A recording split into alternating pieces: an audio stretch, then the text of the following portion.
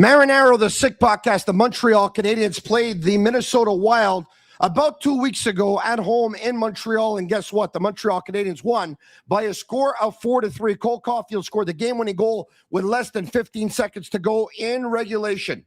Tonight in Minnesota, the two teams squared off again. This time, of course, the Canadiens on the road. And guess what? The Canadiens were up in this hockey game, up by a score of 3-2 in period number 3. And then a bad play selection by a Montreal Canadiens defenseman. A breakdown leads to the game-tying goal by Brock Faber. He ties it at 3. The game goes to overtime. The Canadiens gain possession. But later on, they end up taking a penalty. Minnesota goes on the power play. The Canadiens think there should have been a penalty on that power play. We'll talk to you about that. Maybe they call it legal interference. Where have I heard that one before? And the way Cole Caufield scored the winner a couple of weeks ago in Montreal. It was Kirill the Thrill Kaprizov doing the same thing for the Minnesota Wild tonight, led by Quinn Hughes' 3 points. We discussed the Canadiens lose by a score of 4-3 in overtime. Glass half full or glass half empty? I guess you'll take the point in the overtime loss, but I just get the feeling they let this one get away. I can't wait to hear what Pierre McGuire has to say. Marinaro, I hope he'll say a lot. I'm losing my voice. But stay tuned anyway. The Sick Podcast is coming up in 3 short minutes.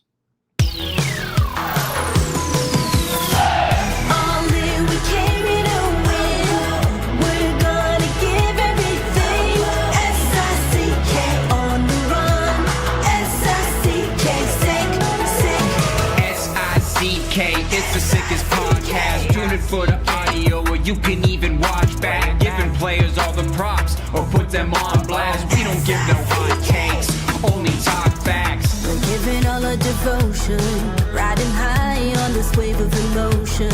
Going all out, yeah, cause this is our time. No, ain't no stopping us till we reach the finish line. All in, we came here to win. We're gonna give everything. S-I-C-K on the run. S-I-C-K, sick. On fire, we're ready to fight. We'll bring the house down tonight. S-I-C-K on the run. S-I-C-K, sick. Play it on the car ride, play it when you lounge.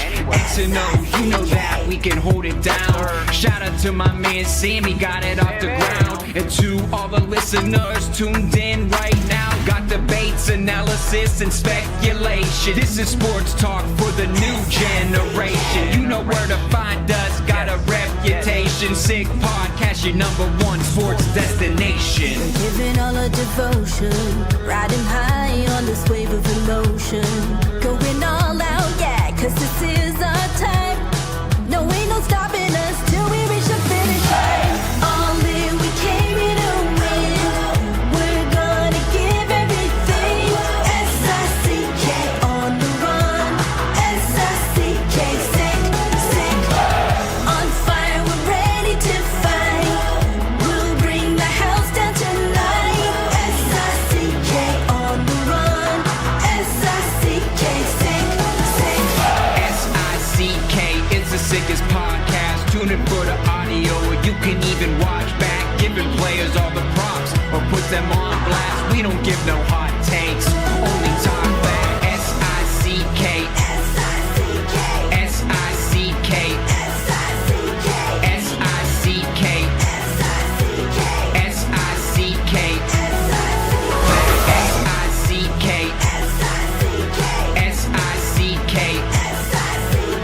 S-I-C-K, S-I-C-K, S-I-C-K, All in, we came here to win. We're gonna give everything. S-I-C-K on the run. S-I-C-K, sick. Turn up your volume. Because you're about to listen to The Sick Podcast. With Tony Marinaro. 55 seconds left in the penalty, a minute and 27 seconds left in regulation time. Boston 4, Montreal 3. Lafleur coming out rather gingerly on the right side. He gives it into Lemaire, back to Lafleur. Oh! The sickest Montreal Canadiens podcast. You're in the ball! Sports entertainment, like no other. Rejoint, on lui fait perdre la rondelle, une passe devant. Et c'est le dégagement et ce sera la victoire des Canadiens. Coupe Stanley pour les Canadiens. Le 23e de l'histoire. You found the dogs! John, you found the dogs! He found the dogs! And all together, they worked a young team to the top. And now, a 24th Stanley Cup banner will hang from the rafters of the famous Forum in Montreal. The Canadiens win the Stanley Cup. Brought to you by Energy Transportation Group. Driven to be different. Bittt. Embrace your true nature. And Playground, your premier gaming destination. It's gonna be sick. Marinaro, the Sick Podcast. The Canadiens lose by a score of 4-3 in overtime. Restaurant Vago Italian, open 23 years. Longevity, not many restaurants open that long. Private dining rooms for any occasions, birthdays, engagements, corporate meetings, plenty of free parking after 6. Open Monday to Saturday evenings and lunch, Tuesday to Friday. Fresh quality ingredients, old world Italian classics, and new Italian. Come see Tommaso, the most popular man in Westmount, at the front of the house. His partner, Angelo, at the back of the house. Hello, everyone. Thanks for watching on YouTube and on Facebook. Unfortunately, you're not watching on Twitter because I got hacked on Friday, and it seems like we can't go on Twitter until something happens with my account and we're able to get it back. So it would be nice if Twitter would respond to my emails. I've only sent about 1,000 of them. All right, other than that, let's get to the hockey game. The Canadiens lose once again. A game winner by Kirill the Thrill Kaprizov in overtime as the Canadiens take a penalty. Phil Danault in overtime is called.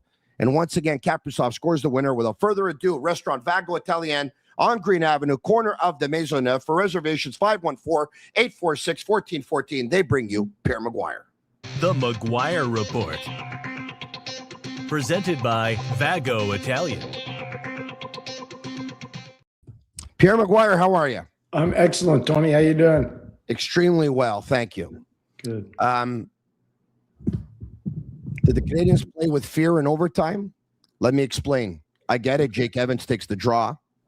You gain possession of the puck. There was no stoppage later on, was there? When you had Phil Danault on? No, I mean, Phil's taken face-offs before late in games at the key times in games, and he's won them. He lost the one you're talking about. But I'll say a few things. This was a good game against a really good hockey team. It was. Minnesota's a really well-coached team. Yeah. Montreal was a well-coached team tonight. They had the one snafu on the Brock Faber goal. Yeah. That's just a miscommunication at the offensive blue line. It can happen a million times in a game. Faber just took advantage of that. But that was the one time where I said Canadiens broke down. I knew Minnesota would try to expose them with the stretch pass. They were pretty good at doing it. Minnesota was. But this was a well-played game by both teams. It's a bad start by Montreal, giving up the early goal to Joel Eriksson Ek. The one thing I'd say, and this is just for Jakub Dobeš, for whatever reason, early in games, he looks small in net. I don't know why that is. Yeah, but he looks small in net there. Yeah, you know what? To tell you the truth, I think he'd like to have a couple of them back. I get it. Eriksson Ek's shot is a good shot. It's far corner. I get it. Kirill Kaprizov scores a lot of goals in the National Hockey League. He's got a good wrister himself. That one goes just above the pad, right below the glove. I think if Jakub Dobeš played the type of hockey that he played in the last 3 games, I think he'd like to have those two back. Yeah, well, the first one I think he'd like back for sure. That being said, I'm going to just say the team played well. He made some really good saves. They came up with some good penalties. It wasn't our penalty kills. It wasn't an overly physical game. It wasn't a man's game where it was nasty and old school and barbaric. But for whatever reason, Minnesota's got their number in Minnesota too. They just always seem to beat Montreal in Minnesota. Yeah, they definitely do. Pierre, obviously, it was a game of 2 giants on defense, even though they're not giants in stature. They're giants, obviously, in play and what they've been able to accomplish thus far in the National Hockey League. I got a stat for you here. Going into the hockey game, once again, Lane Hutson and Quinn Hughes. Shane Gaumont and Master Control. Would we have that stat by any chance? And if we don't, I'll bring it up right here. 107 to 107, most assists by a defenseman the last 2 seasons, Pierre. 107, both players with the same amount of points. going into tonight's game in the last 2 seasons. I thought that was pretty cool.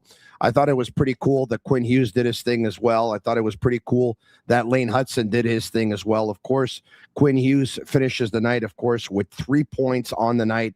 What a monster performance, especially, offensively speaking, for him. 1 assist for Lane Hutson, who was a +3 in this hockey game for the Canadiens. 3 assists and 3 points for Quinn Hughes, who played 33 minutes and 19 seconds. Wow, Pierre. Well, he had to, because Damon Hunt got hit in the throat early in the game. So Minnesota was playing with 5 defensemen. I don't know what Damon Hunt's ice time was, but it couldn't have been more than 4 minutes, Tony. You'd have to look it up for me. But that's why he played so much. Damon, they were down to 5D most of the game. I don't know if that was brought up on your television coverage. Yeah, it definitely was. He actually played 1 minute and 52, Pierre. There you go. That's what I mean. So that's why his minutes were elevated. But I would say this, Brendan Gallagher walked him. So defensively, he wasn't good. And he was also on the other goal, too, that Montreal scored. I believe it was by Kirby Dach. So you look at it, defensively, he struggled. Offensively, he's so dynamic. It's ridiculous. Yeah. Offensively, he's at another level. But I will say this, Lane Hutson on the Demidov goal, that's crazy what Lane Hutson was able to do there. Yeah, he pulled a dipsy doodle. That was awesome the way he did. Pierre, it was a game with so many great plays, of course. But look, right now I'm taking a look at the YouTube chat, and a lot of people are livid, Pierre, because, they thought, the Canadiens played this game. Pierre, they only had 1 power play. They had 1 power play. The refereeing was atrocious. And I don't pick favorites and all this stuff, but I'm going to tell you right now, and I said it to Shane before I came on, the refereeing was really questionable tonight. And Chris Schenker, the referee number 3, he misses so many calls, and it's been going on all year. Like, he better not get any playoff games. I'm telling you. Well, the refereeing was terrible, Pierre. At one point, Ivan Demidov makes an amazing move. He's in the slot and is able to make his way. Boom, boom, boom. He pulls the dipsy doodle. He goes to shoot. His stick is slashed, Pierre. His stick breaks. It's a slash. Everyone in the hockey universe saw it. At one point, I had to go on X, not my account, basically the account of the Sick Podcast, and ask Grok, can you explain to me what a slashing penalty is? Because I think I know it, but what's going on? And Grok actually responded and said exactly what a slashing penalty is, Pierre. So, here it is. So, Grok, what's a slashing penalty? In NHL rules, says Grok, slashing is when a player swings their stick at an opponent, whether contact is made or not. It's typically a minor penalty, 2 minutes, unless it causes injury, which could make it a major 5 minutes or result in a game misconduct. Non-aggressive taps on shin pads aren't penalized. Regarding the clip, it appears to show a forceful swing, breaking a stick, which often warrants a call. Officials' discretion applies. Come on, man. You give the Canadiens 1 power play all night. There's a player who goes in for a scoring chance within 5 or 6 feet of the goalie. His stick is slashed, and you don't call anything. Well, I thought there was interference on Suzuki and the overtime winner. Having said that, and I'm going to play devil's advocate because it could have easily been called. The Canadiens got away with a couple of those this year. They did, but tonight, based on what I'm seeing, that's got to get called. I'm thinking of one in Florida versus the Panthers, and I'm thinking of one in Dallas versus the Stars, where they win the faceoff, and I think they take Wyatt Johnston out of the play. And on both occasions, I think it was Demidov that took him out of the play. I could be wrong. Marty St. Louis called it at the end of the game, obstruction légale, legal interference. I think the Minnesota Wild would call it the same thing, Pierre. Yeah, I wouldn't, based on what I've called. I watch more games than most people, and that more times than not is called at the offense, especially because Suzuki's going backwards. The offensive player is responsible for going forward, having his decision-making process. The Canadian was livid, Pierre. The second it happened, and Eriksson Ek obviously interferes with Suzuki, the Canadiens bench was absolutely livid. There you go. And Dobesh, after the game, goes over to see the referee and gives him a piece of his mind. I'm convinced it was about that. Convinced. Better have been, because that was a penalty. I'm just telling you. Yeah. And one other thing. I know Kirill Kaprizov's driving hard to the net to create that power play opportunity, and I know Phil Deneau sticks his stick in. Have we not seen worse plays than that? A lot worse. Deneau let his stick go. Yeah. He dropped his stick. Yeah. So I didn't like the officiating night. I'm not a homer. I don't care who wins or loses these games. I was happy Montreal got a point because I want them to keep going up the standings.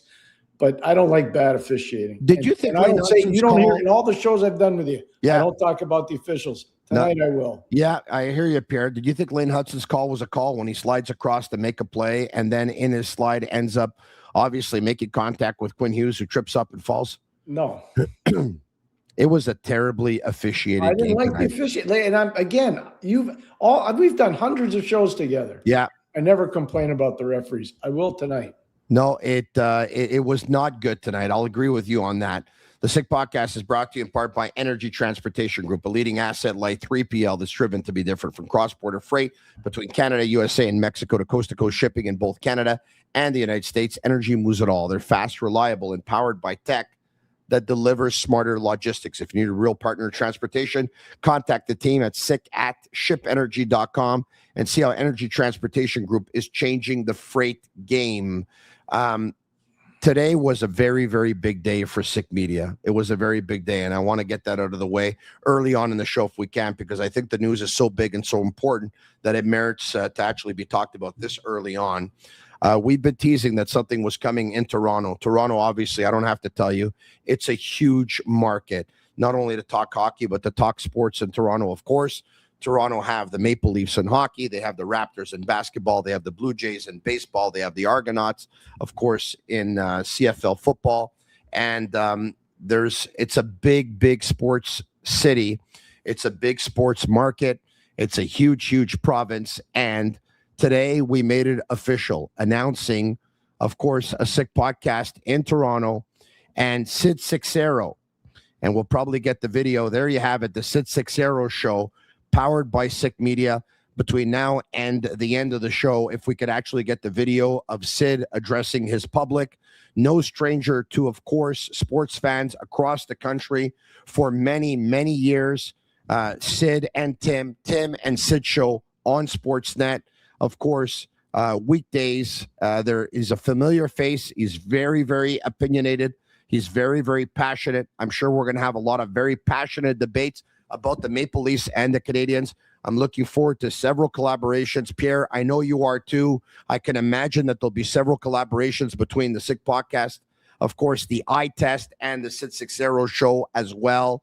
So congratulations to Sid Seixeiro, who's now back in the sports world.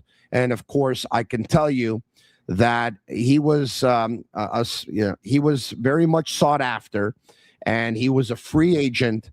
And there were many sports media companies involved, and we were able to pull this one off. And I'm convinced that this is going to be great for the network. It's going to be great for Toronto. It's going to be great for sports fans.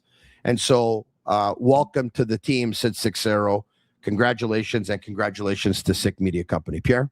I agree with you 100%. I've been on the air with Sid before when he was doing a lot of radio work in Toronto, and you're right on. He was a free agent, and he was approached by a bunch of different people, and I'm really glad the Cavallero family and the Sick Podcast Network could get him signed and agreed to, and now we get a chance to debate Toronto versus Montreal. It'd be very good. We'll get back to the Canadiens in just a second, but I have to tell everyone this. Last year, when Ivan Demidov arrived at Toronto Airport, and we were there, and we went live, and we had 180,000 people watching our stream of just doors opening and closing for about 75 minutes. I think it's the greatest thing we were ever able to pull off, actually, with the network. I thought that was pretty cool. We got lucky. The reason why the Cavalleros were there was to see if they could bump into Sid and go for lunch. And they did so. And so they had a lunch meeting planned. And at the end of that meeting, Agnello called me, said it went really well. And I said, Demidov's coming at the airport. You got to make your way over there. And Agnello said, you know what? I'm I'm actually having lunch right across the street. My hotel where I'm staying is actually right across the street from the airport. So sure, I'll go by. So sometimes it's better to be lucky than good, I guess. And so we got a little bit lucky that night. But so I guess that was a good omen that actually meeting with Sid actually led to something really, really good. And I think it's going to continue to obviously reap dividends going forward. So follow the Sid Sixero show on Twitter if you can. I can't because I don't have an account right now. But once I get one, right now, every now and then I'm using the account of the Sick Podcast with Tony Marinaro, which is an account that obviously Agnello and Sammy have access to, but and they've given me access for a couple of days here. All right, okay. The Sick Podcast is also brought to you in part by Playground. For it's Hockey Net at Playground. As if watching hockey wasn't thrilling enough, now every goal means more action on the felt. Before the puck drops, every poker table is randomly assigned a player from the Montreal team, and when your player scores, boom, Playground splashes the next pot with up to $200 in chips. Catch every game on Playground's big screens all around the room, so you'll never miss a goal, a play, or a splash pot. Pierre McGuire, let's get to the lineup for the Montreal Canadiens. All right, Suzuki with Dach on his right, Caufield on his left, Oliver Kapanen with Demidov on his right, Slavkovsky on his left, Phil Deneau with Brendan Gallagher on his right and Josh Anderson on his left, Jake Evans centering, Bolduc on his right and Veleno on his left. On defense, Hutson and Dobson, Matheson and Guhle, Xhekaj and Carrier, and of course, Jakub Dobeš got the start in goal. For the Minnesota Wild, Ryan Hartman with the Zuccarello on his right and Kirill the Thrill Kaprizov on his left. Joel Eriksson-Ek, who was out of the lineup last time these two teams played. I believe so was Johansson on his left, and so was Boldy. I think the entire line was actually missing that game. Yurov at center with Tarasenko on his right and Trennan on his left. Nico Sturm with Pitlick on his right and Hino Stroza on his left. On defense, Hughes, Faber, Middleton, Spurgeon, Hunt, and Bogosian. And Gustafsson got the start in goal. So they were able to get an entire line back for this hockey game. Let's take a look at the scoring. Pierre, you talked about it. 38 seconds in, Eriksson-Ek scores a goal to put the Wild up by a score of 1-0. So they score on their first shot, which I believe is the sixth time that this happened. This has happened to the Canadiens this year. I believe twice on Dobeš and 4 times on Montembeault. I could be wrong. Pierre, on the play, I saw a wrong play selection on 2 occasions by Caden Guhle. I saw 2 forwards try and poke the puck away from Matt Boldy, Suzuki and Slavkovsky to no avail. Who he pokes it forward, Boldy does, to Eriksson-Ek down the right side. He's a left-handed shot. He goes far corner. Pierre, we're going to talk about Caden Guhle, and especially in the first half of the game. I thought he was swimming all over the place, Pierre. He was trying to do too much. He was trying to cover too much ice. He was running around all over. You're absolutely right. You're not wrong. So he had a tough start. What I liked about that play, though, for Eriksson, I'm going to focus on the positive first. He's coming from the center part of the ice to insulate the puck coming up the boards. So he gains speed and he bellies out, and that's why he's able to beat Guhle down the wall. But Guhle was definitely not having good gaps early on in the game because he's playing the right side, he's playing the left side, he's playing back, he was playing up. He was all over the ice. He was kind of out of control. He was all over the ice is right, Pierre. I didn't understand it because his poise, his composure ever since he's been with Matheson. Now, look, it's a long season. I get that. You're not always going to play well. He had a bad one in his system tonight. I don't think it was a good night for Mike Matheson either. I think he had a bad one in his system as well. I think Matheson was probably guilty of maybe realizing that his defense partner was not having a good night tonight. And I don't know if it put a little bit more pressure on him, but there you see it. I mean, the hockey stat card doesn't lie. Caden Guhle is a -205 tonight. Mike Matheson is a -303. This is probably, I don't have all the stat cards here. This is probably Mike Matheson's worst stat card of the season. This was a bad night at the office. Arber Xhekaj was -59. Noah Dobson was +80. Alex Carrier was +2.25. And of course, no surprise, Lane Hutson was +3.50 in this hockey game. Lane Hutson, once again, 2, 3, 4, 5 times better than some of his teammates tonight. He was dominant. Phil Deneau actually scored the best for the Montreal Canadiens forwards. Brendan Gallagher, number 2.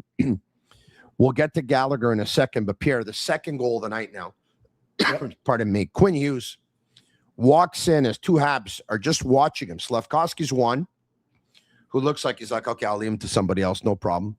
Goalie's like, okay, he got by me, but you know what? Someone else will pick him up as well. He circles around the net. He's got time. He's got space. He passes to Kaprizov, who, they weren't able to tie him up. Kapanen wasn't able to tie him up. Slafkovsky wasn't able to tie him up. It was almost like you got him, you got him. I don't have him, you got him. I don't have him, you have him. And nobody ends up picking him up. Demidov took Zuccarello out of the play. Matheson looked like he was watching Hartman. But Pierre, no one picked up Kaprizov. And it's not just that. It's the catch and release by Kaprizov, too. That's on a stick and off a stick so quick. And that's why you got to take away time and space. And that's why I'm going to be willing to bet money that there was no talking going on for the Canadiens in zone coverage. Everybody was puck watching, and nobody was watching the most dangerous player on the ice at that time. It was Kirill Kaprizov. And that's part of tape study. You got to sit down with the guys and say, what were you seeing there? What were you saying there? How come this guy was so wide open? And I'd be willing to bet if they sit down in a tape room tomorrow, even tonight, they'll say, you know what our biggest problem was? Nobody was talking.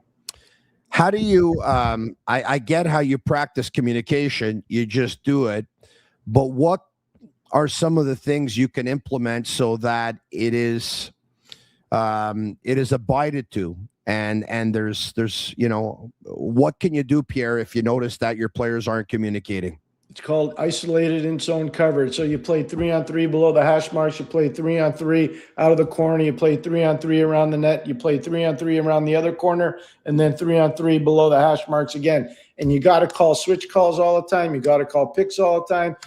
And you practice it in a confined area where everybody can hear one another. And if you keep doing it and you do it in different parts of the ice, you're going to communicate better. Then you move the isolation for up top because of the high cycle. Then you got to communicate more. And then you incorporate all 5 players rather than 3-on-3, and you play in-zone coverage throughout the entire zone. And everybody's got to call switch calls. Everybody's got to talk about who they have, and that's how you do it. And you got to do it every day. It's probably a 10 to 15-minute part of your practice plan, and it should be that almost every day.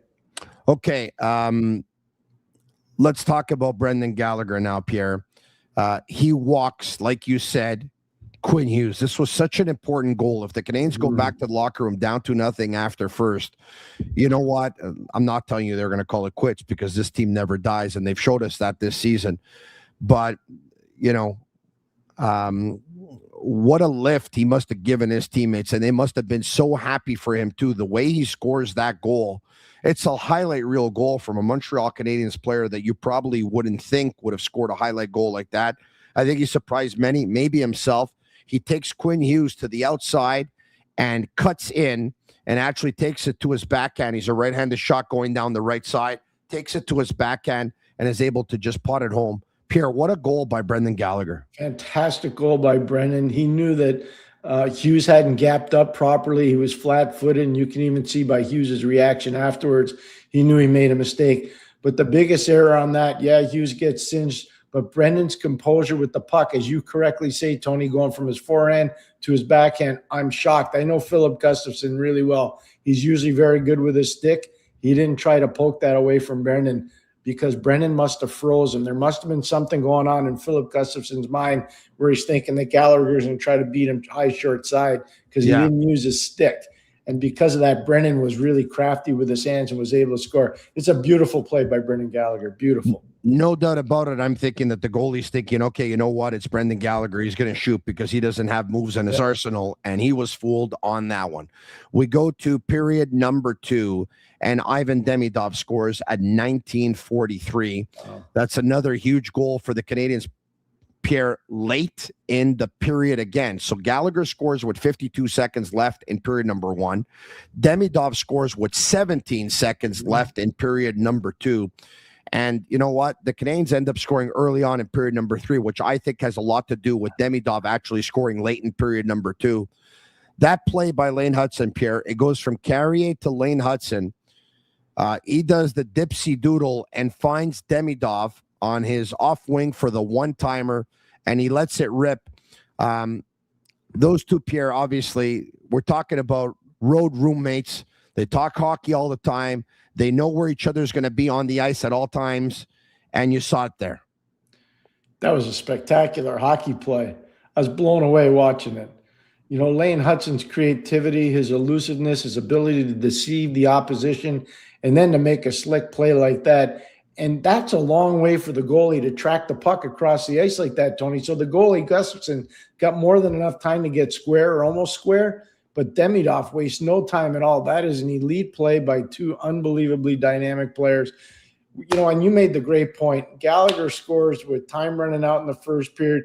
Demidov scores with time running out in the second period. And you say, those are daggers. Whenever you give up 2 goals in the last minute of each period, the first and second, usually if you're the team that hasn't scored against you, you lose. You lose. Guess who I thought about when Demidov scores that goal with one knee touching the ice, Pierre? Alexander Ovechkin on the other side? No, he's a former Montreal Canadian. Oh, well, then I'll let you go. Tell me. Well, you'll guess it right now when I'm going to tell you. He had a great run in the playoffs in 2010, which you covered. 10. I'm giving up. Go Mike for it. Camilleri. That's good. Michael was good. Yeah, that's a good one. He used to. I think of every time I see the guys go down on one knee, I think of Ovi. Yeah, I hear you. But Camilleri, I think, was Galchenyuk did it at one point, but I think Camilleri did it a little bit more regularly, or he was more known for that knee touching the ice, of course, on that one timer. So Demidov scores a big goal. Let's get back to the scoring if we can. Kirby Dach, Pierre. Pierre, we talked about scoring with 17 seconds left in period number 2 when Demidov does. Dach scores 12 seconds into period number 3. It almost seems like the momentum carried over. Some will say it can't. You're ridiculous. There's a 17-minute break between periods. But the Canadiens started that third period very strong. We talked about this on Saturday night. Kirby Dach just has to play a simplified game. Dominate on the forecheck, dominate on board play, dominate in the slot. So he sees Nick Suzuki. You know he's communicating with Suzuki. Suzuki throws that puck on his backhand out front. Kirby Dach chips it. And that's the time where Philip Gustafsson, go watch the tape. Gustafsson actually tries to make a play with his stick on this one compared to the Gallagher play. And that gets him into trouble because he leaves a short side open and Dach's able to chip it by him. But that's how if Kirby Dach wants to survive on this team and survive in the first line, he's got to make those simple plays. Board play, slot play, and forecheck plays. If he does that, he's going to be fine on that line. Yeah, and I totally hear you, Pierre. And once again, though, Kirby Dach saying, you know what? Like you just said, Pierre McGuire says, I got to keep it simple, do the easy things. That's all I'm going to do. I'm going to go to the net. I'm going to have my stick on the ice. I saw there's a kid called Cole Caufield who does it all the time. He goes to the net, puts a stick on the ice. That's where goals are scored. Tap-ins, redirects, deflections. He redirects that one. And he puts the Canadiens up by a score of 3-2. What a biggie for Kirby Dach. Pierre, the Brock Faber goal. He gets in behind the Habs D. These are learning moments. Marty St. Louis and the staff are definitely going to show the tape here. There's a couple of mistakes on this one, but Matheson jumps into, tries to jump into his man, Pierre. And if you're going to jump into him, you're going to have to take him out. It's the wrong read there and the wrong play selection, but he's not the only one in defensive zone coverage that messed up there, Pierre. You know, we talked about communication on the Kaprizov goal in the first period and how everybody was puck watching. Nobody was talking. It was the same thing there. We had too many people committing to too many different areas and not taking their own area. It's exactly right what you just said. That's going to be something the coaches will sit down and try to correct that pretty quick. Michael was try to be over aggressive there physically. I thought he was like that all night, Tony. I don't know if you agree. Yeah. But I thought Michael was trying to be way too aggressive physically, and it caused some problems. Habs coach Marty St. Louis on the non-penalty call by the refs on the zone entry pick on Nick Suzuki. And I'm quoting what was tweeted out by Habs on Reddit. I want to give them credit. I'm waiting for more. Habs captain Nick Suzuki on the non-penalty call in OT. I'm skating backwards for the whole entry zone. I get kind of picked, but I guess the ref saw it differently. That's what I'm talking about, Tony, and I said that to you right away. I had no idea Nick was going to say that, but he's a player skating backwards. He can't have eyes in the back of his head. He's entitled to that ice as much as a forward skating player. The forward skating player picks. There's no question that's a pick play by Joel Eriksson. There's no question that's a pick play. Yeah. So, the Canadiens obviously not happy here as I'm going through the reaction.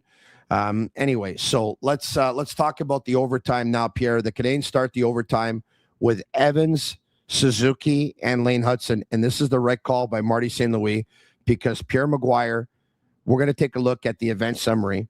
I don't know if you've had a chance to see the face-off stats for Jake Evans tonight. I think he only lost one, right? He won 10 of 11 draws, Pierre, for 91%. I mean, that's, I think, the most dominant face-off performance I've seen from a Montreal Canadiens player this year. It was a tough night for Captain Nick Suzuki, who won 7 of 16, which is, it's not the end of the world. Going against Hartman. What were Hartman's numbers? Because Hartman lit it up pretty good on face-offs. If you go watch the Edmonton game, same thing for Hartman. Yeah, Hartman tonight had 64, 9 of 14. There you go. Yeah, 9 of 14 for Hartman, 64%. Anyway, let's get back to Jake Evans once again, who won 10 of 11. The captain, Suzuki, won 7 of 16 for 44%, 1-0 for Slafkovsky, 100, 10 of 19 for Phil Deneau, 53%, 0 for 1 for Kirby Dach, 2 of 5 for Veleno at 40%. A tough night for Oliver Kapanen, 1 of 5 for 20% for Oliver Kapanen. Pierre, as we have the event summary here up, it was a -3 for Mike Matheson and a -2 for Caden Guhle. The advanced stats don't lie. The hockey stat card doesn't lie, Pierre. It was a rough night at the office for them. Take a look at also, I'm taking a look at Guhle, Pierre, and Matheson. Matheson, I understand hitting's not his game, but he doesn't have any hits in tonight's hockey game. And I'm taking a look at Caden Guhle. He's got 1 hit. Yeah. Pierre, I think that explains what you were saying. He was all over the place. That's why his timing was off, even on hitting. He was never in position to make the right play or to do the right thing. No, exactly. They'll get, look at those games happen. They had a tough game. They were real good in Buffalo. They were really good at home against Colorado. It happens. He just had a bad night. I mean, I feel badly for them, but he just had a bad night.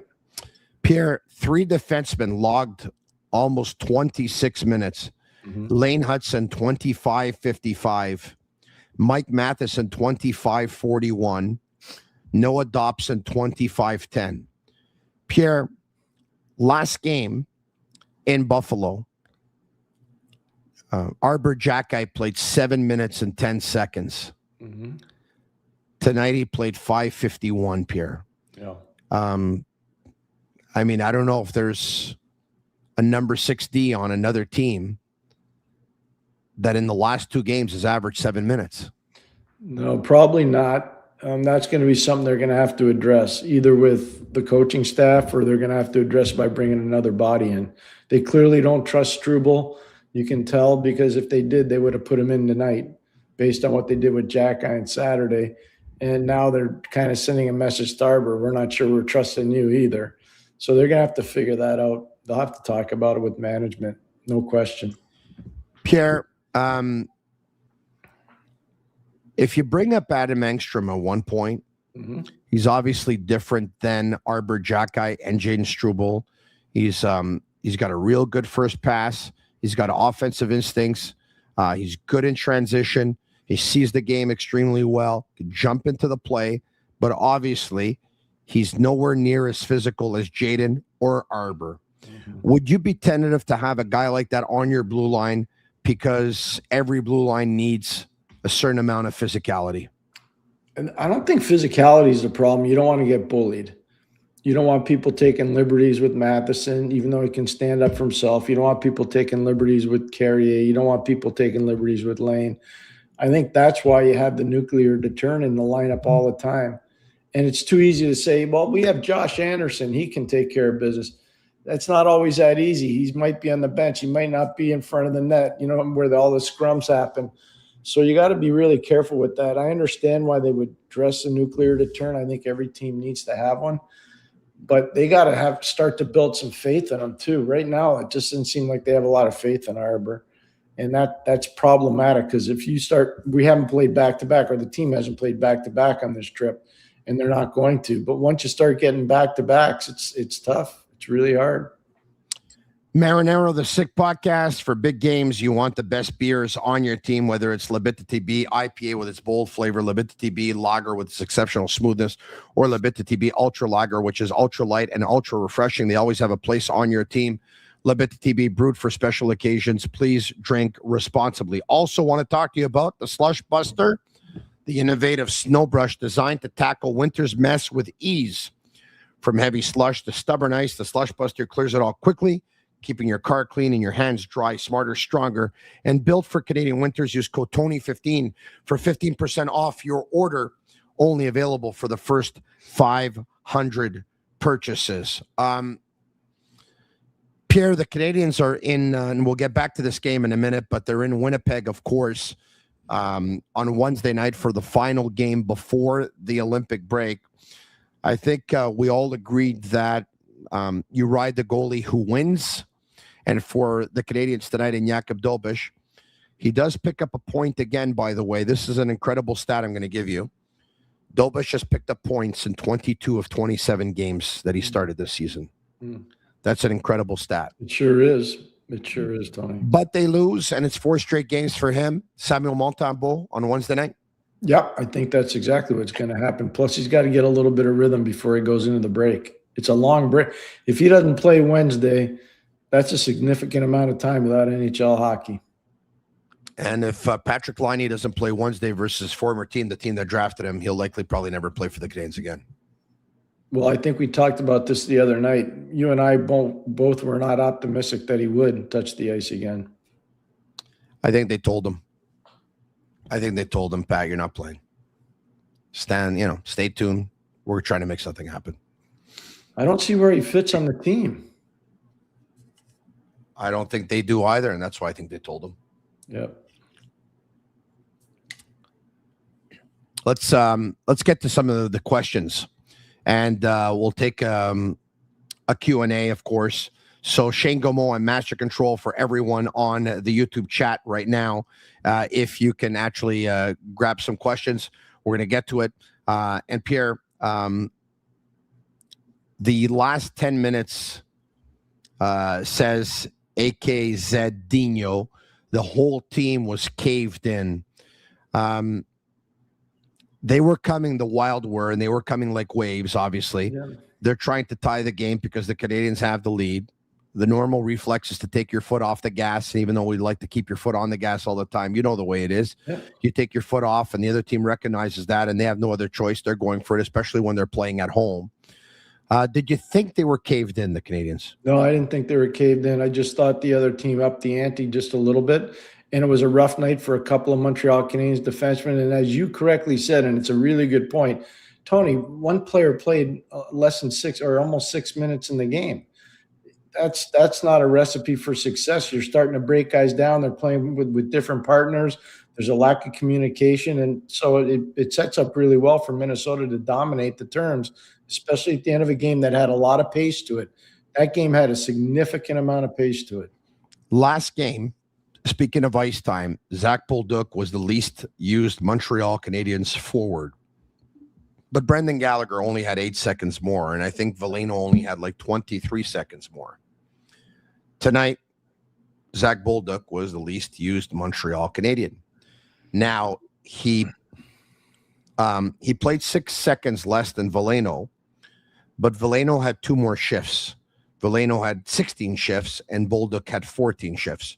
Brendan Gallagher also had 16 shifts, and Brendan Gallagher had about a minute 40 or so, a minute 45 or so more ice time than Zach Bolduc. Pierre, I've seen Zach Bolduc be the least used Canadiens forward on a couple of occasions now in the last 13, 14 games. And when he isn't, he's a couple of seconds away from being that guy, or he's in that conversation within 30 seconds. There was a play early on, Pierre. I don't know if you caught this, but obviously you've been saying that Zach really needs help with defensive zone coverage. There was a play in period number 1 where Matheson was basically saying, I got this guy. What are you doing here? You go see that. You go get that guy. Did you see that, Pierre? I did. And it basically, I think, confirmed what you've been saying. It doesn't seem like those reads in defensive zone coverage, they don't come automatically to him. There's a lot of uncertainty. I love the fact that you brought up his ice time, and I'll tell you what I think is happening. A coach has to build up trust in a player, especially if the player's not playing in the top 6, and he's clearly not playing in the top 6. They tried him there already. They knew it wasn't going to work. So they bumped him back. And if you're going to be playing in a bump back position, you got to be trustworthy. And I'm going to use a player that maybe some fans will remember, maybe they won't. Colton Orr was a really tough guy, played for the Rangers, played for Toronto. Real tough kid. You could put him on in the first shift of a game. You could put him on the last shift of a game because you knew defensively he knew what he was doing. He was strong with board play. He could block shots. He knew who to pick up, and he was never going to get beat to the net. You can't say that about Zach Bolduc.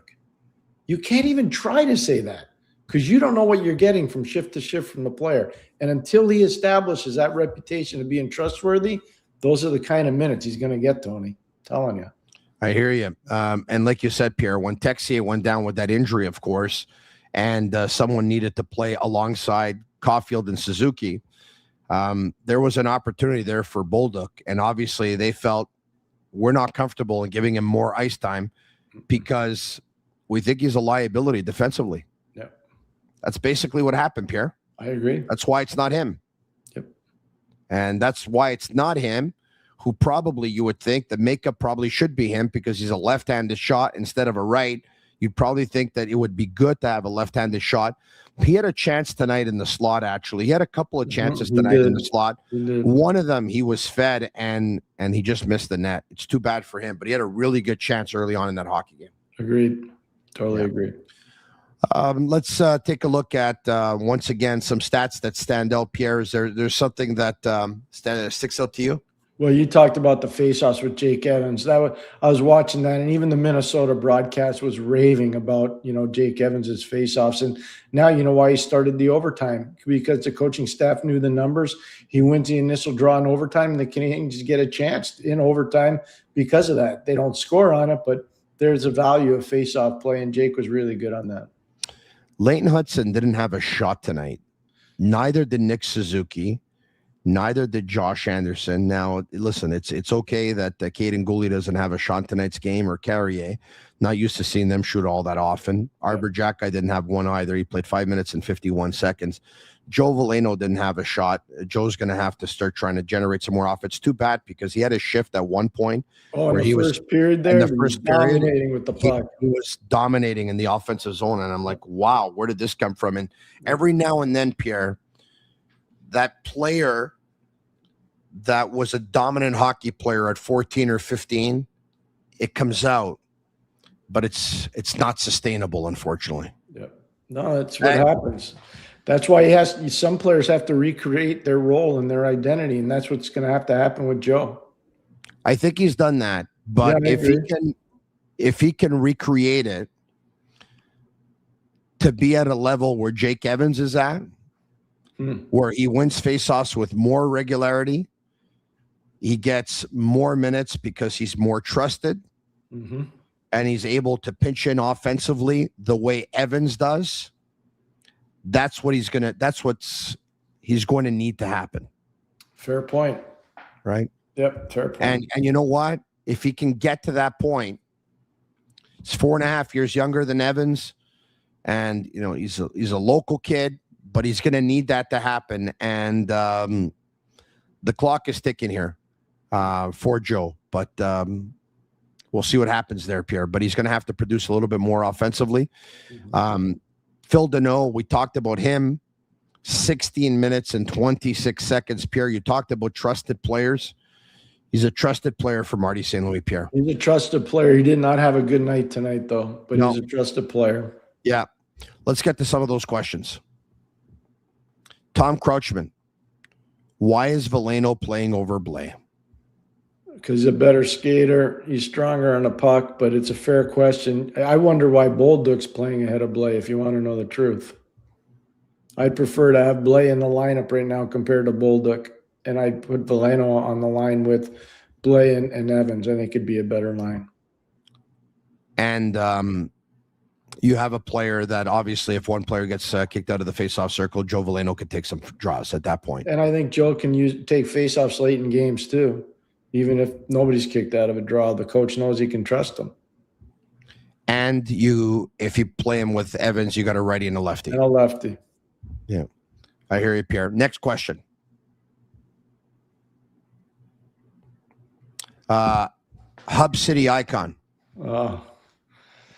Yeah, I got a lot of favorite referees. Pierre, any favorite referees from your time in the league? Any least favorites? Well, my favorites were probably Billy McCreary. I liked Kerry Fraser. He always treated me really well. Dan Marowelli treated me really well. I liked Dave Jackson. Had a good relationship with Dave. West Island boy. I had a problem with the late Mick Magoo. Oh, really? We settled it on an airplane ride once, but I had a problem with the late Mick Magoo. He made a bad call against my team in a neutral site game in Saskatoon. We were playing the Winnipeg Jets, and they had a dominant power play, and he called one of my players for a 5-minute major, and it was not. We didn't have video review then. It turns out that my player lived on the same street as Mick when they were kids growing up in Regina, Saskatchewan, and they never got along. And I was really ticked off, and I went after Mick after the game in the hallway, and I got fined for it. I forget how much I paid, but I paid something to the league. And who paid you or the team? I paid. Yeah. No, because they had forensic accounting back then. You had to pay. They took it right out of your check. Okay. And what I remember, Mick was being a supervisor, and I was working on TV, and we both got on this plane, and we were sitting across the aisle from one another. We didn't want to talk to each other. And then finally something broke the ice, and we started talking. We became buddies, and then we talked all the time. But I was mad at him for a long time, and I think he was mad at me too. What'd you tell him? I threw something at him too. I didn't just tell him. I threw something at him too. Oh, wow. Yeah. Wow. That's good. Well, yeah, I'm sure you didn't treat him as badly as Schoenfeld treated the Quires. No, I promise you I did not do that. You know what? I'm sure you did not. All right, okay. Koho was a good official, by the way. Donnie Koharski was a really good referee. Yeah, you said that Kerry Fraser was one of your favorites.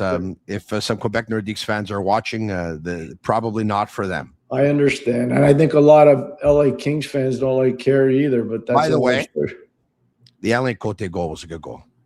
You're not going there? It was a good goal. Just trying to start it. It was a good goal, don't you think?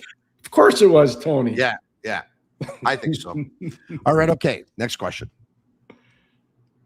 Mark says, what is the fourth line's rule? Forecheck, crash the net, play solid D, bring some energy. Does our fourth line do that? Basically, Mark is saying that the way he sees a team winning the cup with the identity of fourth line should have, the Canadiens don't have that on their fourth line, Pierre. Right now, the best fourth line in the National Hockey League is Connor Dewar on left wing, Nola Chari on right wing, and Blake Lizotte at center in Pittsburgh. It's the best fourth line in the league. It's not even close. They're the best fourth line in the league because they're deployed in that role all the time. And if part of creating one of those identity lines or fourth line is selling your players on the role. Some guys want to accept it. Some guys don't. You know, Clutterbuck, Martin, and Suzuki with the Islanders was probably the best identity line in the league. You know which line I like? Which one? Sean Corrali, Kastelich, and Tanner Janot. It's good. I think they got a fourth line. It's good. They take too many penalties, though. Yeah. They take too many. I'm telling you, they do. And I know Mark. I had Mark in Ottawa, and I had Mark in Belleville. I like him a lot. He hits a lot. He's the nicest kid in the world. And if you ever saw him, he's big. He's a big man. Tell you what, he's strong and he's big, and he works hard at his game. But they got to step. That line's got to take less penalties. That's the only thing I don't like about that line.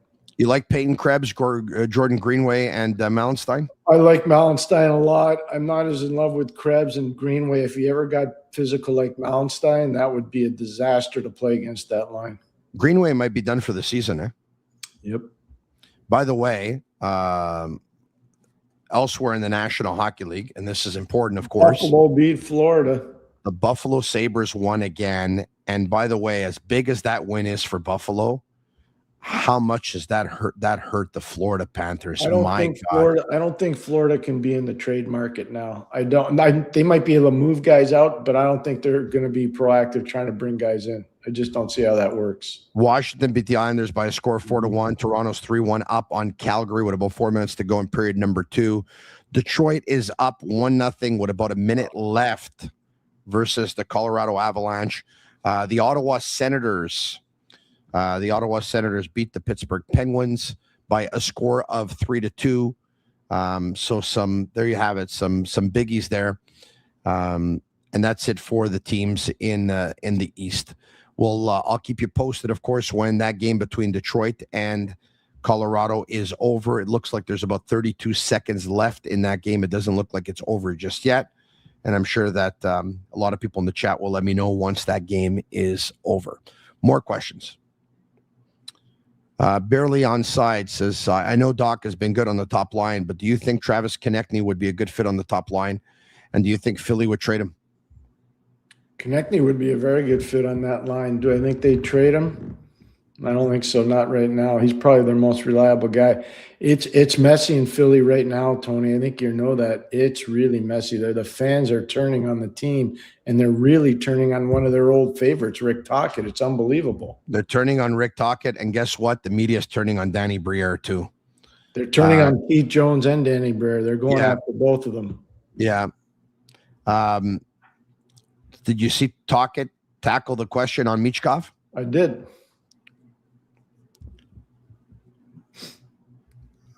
I can understand them. So I think it's important for people to understand who players played for before they became coaches. Rick played for Mike Keenan. Rick played for Paul Holmgren. Those are two tough coaches. Rick played for Scotty Bowman. You know, Rick played for played for Brian Sutter. He played for some tough guys. And so usually when you're a player and you play for people like that, that's sometimes part of your repertoire, what you bring to the party.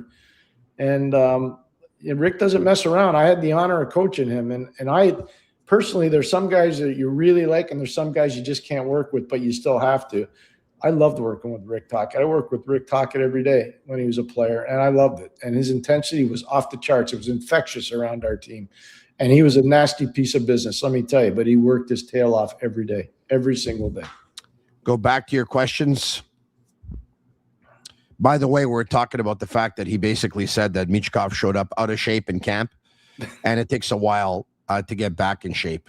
So he also talked about being on time for practices and meetings and stuff like that. So you could tell that the coach, there's a lot of things about Michkov that he's not happy with.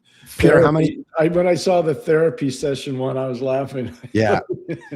How many teams play the hybrid system like the Habs? Is this Marty's call? I can't give you 100%, but it's Marty's call, and I would say probably more than you think in the league. More than half are playing that hybrid. Next question. Let's Talk Hockey says, if the team starts Monty on Wednesday, doesn't that send a message to Dobis that he needs to win every game if he wants the net? And if he loses, then he sits the next game. Why switch after a loss? Can I tackle this one? Yeah, go for it. What kind of message do you think it sends to Samuel Montembeault, who played 62 games last year, that, you know, while he's having a bad stretch, that the Canadiens are going to go 1 game, 2 games, 3 games, 4 games, 5 games without playing him, and he's not going to get in after the Canadiens lose a game, and Dobes should have had 1, arguably 2. So I hear you, I understand you, but I think there would be nothing wrong if it's a very, very simple rule between now and the end of the year. You win, you keep the net. This way, there's no controversy. I think we're at that point. Yeah, I think we are, but I also think people and players and coaches overthink all this stuff. It's simple to have a discussion, say, hey, I'm just going to put Sam in tonight. You've been unbelievable for us. We're giving you a break. We want Sam to get a little rhythm going into the break. You've played a lot of games. We need him to play a little bit more. We really trust you. We like the way you're playing. Don't take it personal. I think we all overthink this stuff. These guys aren't paper mache. You know how hard it is to make it to the National Hockey League? You got to be tough physically and you got to be tough mentally. They're not like porcelain China dolls. You know, just because you sit them out for a game doesn't mean they're going to break. Canadiens will be in Winnipeg versus the Jets on Wednesday night. You can go all the way with Betway if you want in on the action. Get a deposit matchup bonus up to $300 on your first deposit. Scan the QR code on the screen or click on the link in the details section to create an account. Redeem your welcome offer. Offer is only available for new customers. Terms and conditions apply. Offers not available in Ontario. Must be 18 years of age and older. And please play responsibly. Speaking of which, by the way, the Super Bowl is around the corner. So you can get in on the action with the Super Bowl, of course, on Sunday on the Super Bowl, and of course, get in on the action with Betway. Once again, we'll take another question. We'll take a couple, actually. Andre says, Pierre, how do you think the Habs defense will be in a hard-hitting series in the playoffs? They'll have a tough time if they don't get a more physically stabilizing type player. And that means Arber Xhekaj potentially playing more minutes. If he's only playing 5 or 6 minutes, he's not going to be able to get in a rhythm to be physical. And I'd like to see them acquire a right shot defenseman who's a big physical stopper. I said that, I think, last or 2 shows ago with Tony, and I still feel the same way watching them play. And I know that on a team that'll go far, he's probably a 7, with all due respect to him. But if he's available, because his team's making a push for the playoffs, as a stopgap, is Vinny Desharnais interesting to you? He's interesting. I like Jamie Alexiak a little bit more. Yeah, I like Jamie Alexiak a lot. I like Jamie Alexiak more, and I would, if Seattle ever fell out of it, I'd be interested in trying to get him. He'd be a player that would intrigue me. I was in the bubble when Dallas was there, and he was on Dallas, and they had 3 guys that really stood out on defense. One was, obviously John Klingberg. The other guy, Alexiak was the other guy. You know why I brought up, obviously, and Miro Heiskanen's the third guy. So. Yeah, you know why I brought up Desharnais and not Alexiak, right? Because they're both 6'7" guys, and I was thinking of size and physicality. Yep. When I was thinking of this. I'm trying to get a righty. Alexiak's a lefty. Yeah, I know that. I know. So, but I get it. Trust me, I get it. No, they aren't as good. He understands his role. Hey, I watched him play at Providence College. He was a good player there. I think he spent 4 or 5 years in the American Hockey League before he even got a sniff at the NHL. He's a tough kid. Tyler Myers' name keeps on coming up here. Tyler, I like him a lot. 09 World Junior, Tower of Power. That's what we call him. Good player, not physical. Like, you're not getting a physical guy. You're getting a guy that can really skate and stop people, but you're not going to be a bruiser. Not a bruiser. We have that video, of course, about our podcast in Toronto. For those who missed it, it's a big day for Sick Media Company and the Sick Podcast, because earlier today it was announced that of course, Sid Sixero, formerly of Tim and Sid on Sportsnet, will be hosting the Sid Sixero show, and this is what he had to say. Oh, it's Sid. Great to see you. Great to talk to you. It's been a long time, like a year. I haven't done anything like this for about a year.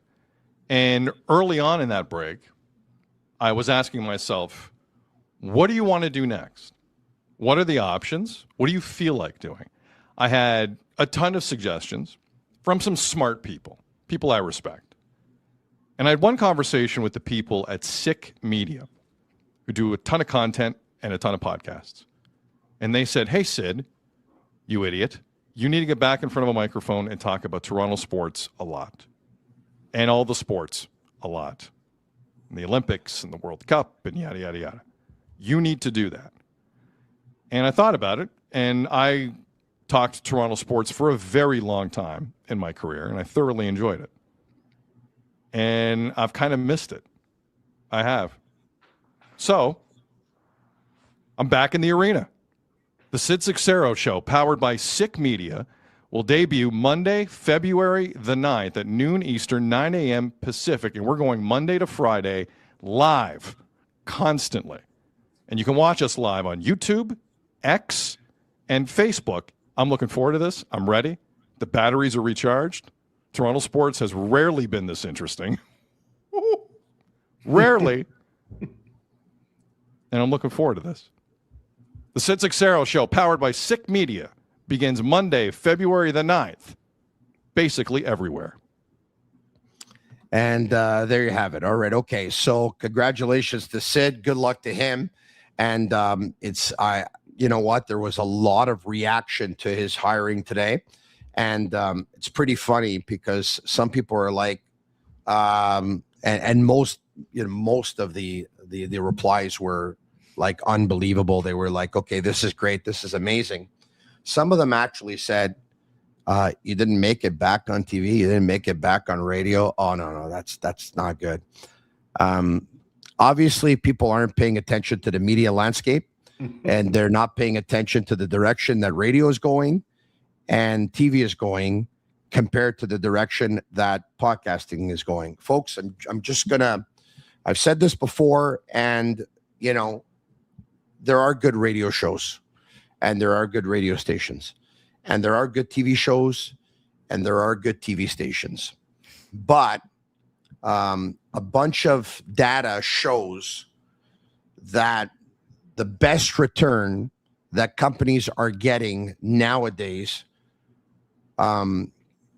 for marketing and advertising is via podcasts that don't take breaks, podcasts that, have the ability to splash your logo on the screen right now, the way our sponsors' logos are up there, staying up the entire time, going in a library basically where you have access to them all the time. So it's almost like they're getting repetitive advertising. And a podcast company like ours, which I think is more than fair, that if we have one transport company, we're not putting 5 other transport companies up there. If we have one sports book, we're not putting 5 other sports books up there. If we have one beverage company, we're not putting 5 other beverage companies up there. And you know what? Maybe one day we might have no other choice, and maybe we will. But we've been going for over 6.5 years. And for 6.5 years, those have been some of the rules that we go by. We give exclusivity. The sponsors absolutely love it. And we give them huge value. We give them huge exposure. And because of that, revenues have gone down in terms of advertising on radio and in terms of advertising on television. And once again, there are good radio stations and good TV stations, and there are still some good talents out there. But with each passing day, radio are losing talents, and TV are losing talents. And some of the best talents end up going to podcasting. Before they used to say that that's where the future was, and now that they're saying that's where we are at the present. So now you know, and we're going to have a lot of fun with Sid. We're going to have a lot of fun. All right, okay. Back to some questions, and we'll take 5 more questions, and then we'll call it a night. This one here is, Pierre, the other day you talked about components on acquiring Robert Thomas. What would be the components in order to acquire Colton Parayko? This coming in from Giuliano. Probably similar in terms of the amount. I think it'd be 3 components, probably a prospect, a draft pick, and a roster player, I would imagine. It's not going to be easy. I would say it's probably, if I were to bet, they probably trade Justin Falk before they trade Colton Parayko in St. Louis. 2 right-hand shot defensemen. Next question. Playoffs start tomorrow. Which goalie do you start? I think that's pretty easy. Zoop, you start Jakub Dobeš, the guy who's picked up points in 22 of 27 starts. Come on. Yep. I mean, we're on the same page, Tony. I mean, there's going to be members of the media that are going to go absolutely nuts, but, and it is what it is. That's the market, but it's Dobeš. I think everyone knows that. I can't even believe we're even asking the question. It just goes to show the market's a little cool. All right, next. New rule proposal. Penalty coaches challenge, same as goalie challenge with 2 minutes delay of game for failed challenges. Totally fair if it reverses back calls. Pierre, your thoughts on that? I'm not sure I understand that. Let's bring it back up. If you do challenge a penalty, oh, you mean you want the coaches to be able to challenge a penalty? I get it. Yeah, I think the games would take too long. That'd be the problem.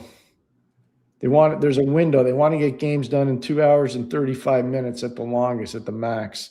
You start allowing that to happen, I think you're going to have a big problem in terms of the amount of time it takes to play a game. So, but I like the idea. All right. Next question. This coming in from David Olinger.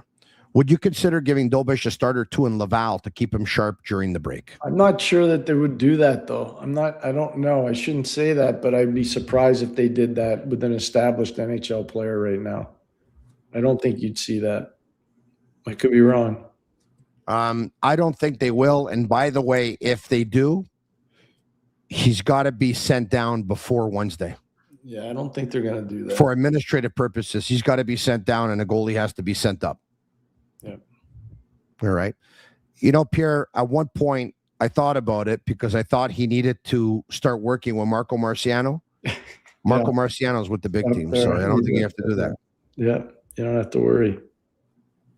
All right, okay. Next question.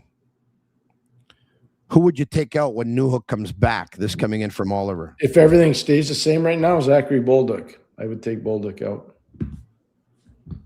There you have it.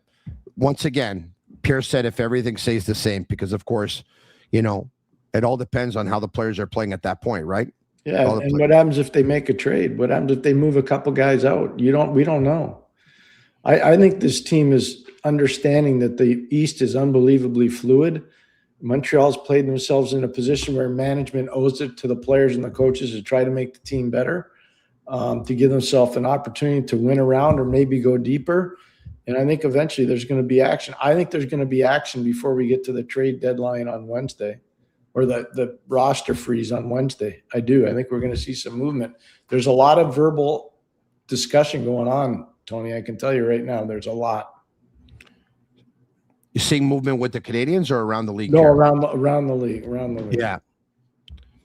You know what, Pierre, considering that the 4th you play your last game, yep, you're allowed to practice again starting at 2 p.m. on the 21st. Mm-hmm. So you're off for about 15 days. Then you practice for probably about a week before you start playing again. Mm-hmm. It would be a great time, less than a week, actually. It would be a great time to actually make a move, Pierre, for all teams, I think, who want to make a move. You get players in, you get them settled down. They're able to move their families, find a place, all that stuff, instead of doing it while the games are all going on and stuff like that. I think it's, you know, you take a look at when trade deadline is on the 6th of March. I think the Canadiens are out west.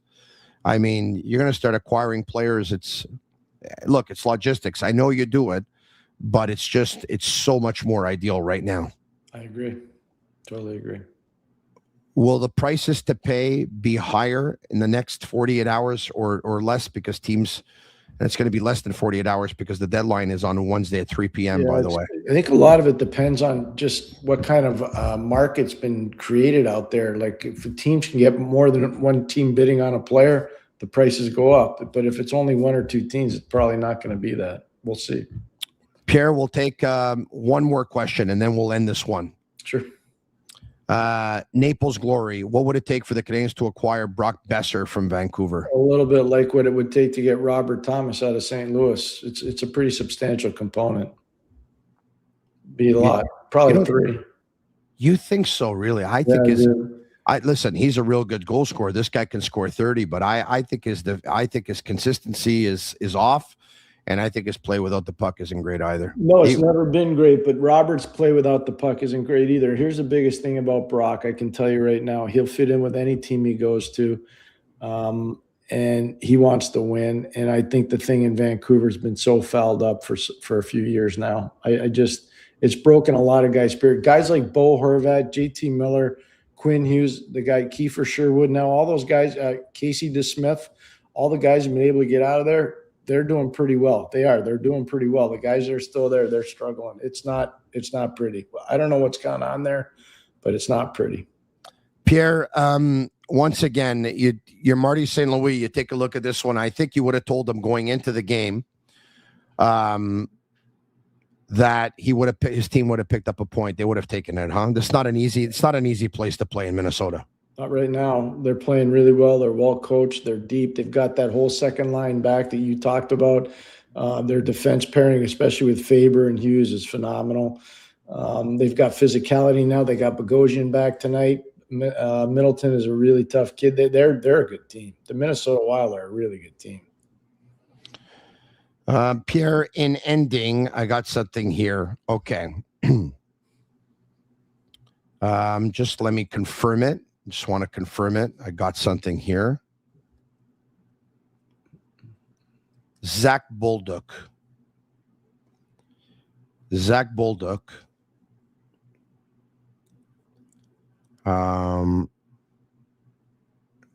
Has played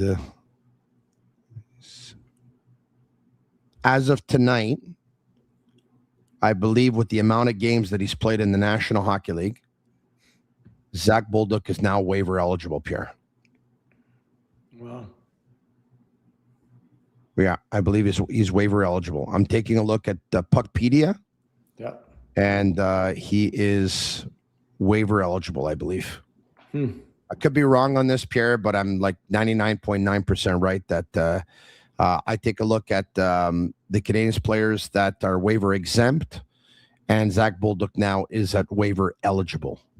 Well, that's going to make things a little bit different. Yeah, but I would take him out. That doesn't stop you from taking him out of the lineup. No, it doesn't stop you from taking him out of the lineup. There's no doubt about it. In ending, Pierre, lineup changes, anything next game? I think Montembeault plays. I'm not telling him to do that, but I think he'll play. And maybe Struble goes in for Xhekaj. You know, you would think if you're Struble too, and Xhekaj's playing, and he's playing less than 6 minutes, you have to say, when am I ever going to get in? I would make sense to me, Pierre. Yeah, those are the two that I think could happen. Samuel Blais, no? I would hope, but I there's been a hesitancy to put him in. I don't know why that is. Yeah. Pierre, thanks for doing this, man. I really appreciate it. And it's funny. I know we're going to talk again on Wednesday night, but I'm already thinking ahead. And after Wednesday night, geez, we're not going to do it for a while. So I'm going to miss you. You're going to be, you know, Chiantiville. You're going to be drinking and eating and yeah. Yeah. I've never drank all that much in my life, but as you can see, I like to You're allowed to eat and drink over there. You can have a little nip of wine. That's okay. Talk to you soon, Pierre. Thanks for doing Wednesday this. night. Thank you, Tony. All right. Have a good night, everybody. Canadiens lose by a score of 4-3 in overtime. The Wild score on the power play in overtime with Phil Deneau in the box. It was Kirill the Thrill Kaprizov with a wrister that goes right above Jakub Dobish's left pad and right underneath his glove, obviously, and beats Dobish, who wasn't happy. Neither was the Montreal Canadiens bench. They were going absolutely nuts as Nick Suzuki was backing up to clear to kill the penalties, backing up, skating backwards, and once he hits the blue line, there's interference with Joel Eriksson Ek, and the Canadiens bench wanted a penalty there, and they didn't get it. And seconds later, Quinn Hughes feeds Kirill Kaprizov for the game winner. Quinn Hughes had 3 assists on the night, 1 assist for Lane Hutson and the Montreal Canadiens, and Lane Hutson was a +3 on the night. Canadiens lose by a score of 4-3 in overtime, but they pick up a point once again. Jakub Dobish has picked up points in 22 of 27 starts. The Canadiens are back at it on Wednesday night. They visit the Jets in Winnipeg. I'll be back right at the end of that game. I'll be back on, but until then, I'll be back tomorrow. Same time, same place, 10 p.m. My guest will be Eric Engels of Sportsnet. Ciao for now. I'll talk to you again tomorrow night right here. Same time, same place. Or hopefully some of you will follow me and watch me on the same YouTube channel en français demain matin at 10h. I'm going to go take a suppository now and try and get back my voice. Neolaryngitis. Thank God. Ciao for now. And that's a wrap. Hope you don't miss us too much until next time. Follow The Sick Podcast with Tony Marinaro on YouTube, Instagram, Facebook, Google Play, and Apple Podcasts. The Sick Podcast is brought to you by Energy Transportation Group, driven to be different. LaBeat.tv, embrace your true nature. And Playground, your premier gaming destination.